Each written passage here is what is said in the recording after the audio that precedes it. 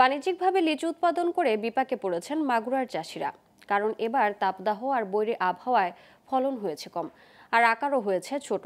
এছাড়া অসময়ের ঝড়ে গাছ থেকে ঝরে গেছে অনেক লিচু, পাশাপাশি পচনও ধরেছে।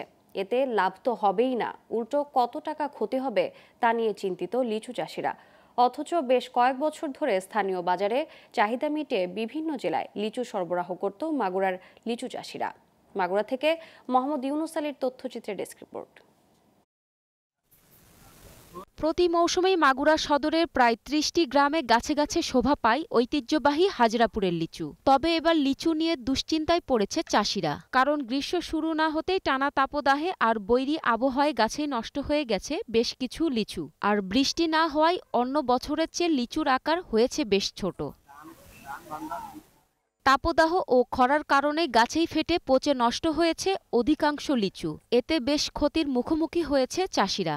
এবছর তীব্র তাপদাহের কারণে লিচু সব ঝরে পড়ছে, লিচু ফেটে যাচ্ছে, যার কারণে লিচু চাষিরা ক্ষতির সম্মুখীন হয়েছে। অতিরিক্ত খরার চাপ হওয়ার কারণে লিচুর সব মনে করেন ঠোসা পড়ে গেছে। যে বাগান কিনেছি ৫ লক্ষ টাকা দিয়ে, এই বাগানে ভেঙে চুরে এখন জন খরচ টরচ দিয়ে আমাদের অর্ধেক টাকা ২.৫ লক্ষ টাকাও জমছে না। গাছের অধিকাংশ লিচুই পুড়ে গেছে।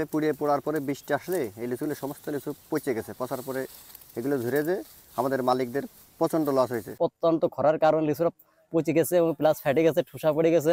একটা জনে সাধারণত ২০০০ লিচু করতো, কিন্তু এবার অন্তত আমরা করে দিতে পারতেছি না, যার কারণে মালিকেরও লস, আমাদেরও লস। যে টাকাতে কিনছি সে টাকা ওঠি নাই, অর্ধেক তাতে অনেক টাকা লস। এখন আমরা কি করবো? যদি সরকার আমাদের কিছু সাহায্য করে তাহলে আমরা বাঁচতে পারি। এদিকে স্থানীয় কৃষি কর্মকর্তারা বলছেন, তাপদাহের কারণে লিচুর ফলন কিছুটা কম হলেও আগাম বাজারে সরবরাহ করায় ভালো দাম পাচ্ছেন চাষিরা। মাগুরার হাজরাপুরের লিচু একটি ঐতিহ্যবাহী ফল, এটি অত্যন্ত সুস্বাদু এবং এর বাজার মূল্য বেশি থাকে। তো এবার আপনারা জানেন যে তীব্র দাবদাহের কারণে লিচুর ফলন কিছুটা কম হলেও কৃষকরা এই লিচুটা আগাম বাজারে তোলার কারণে তারা ভালো দাম পাচ্ছে। এবার মাগুরার ৪ উপজেলায় ৫৬৬ হেক্টর জমিতে লিচু চাষ হয়েছে, আর উৎপাদনের লক্ষ্যমাত্রা ৬,০৫৩ মেট্রিক টন।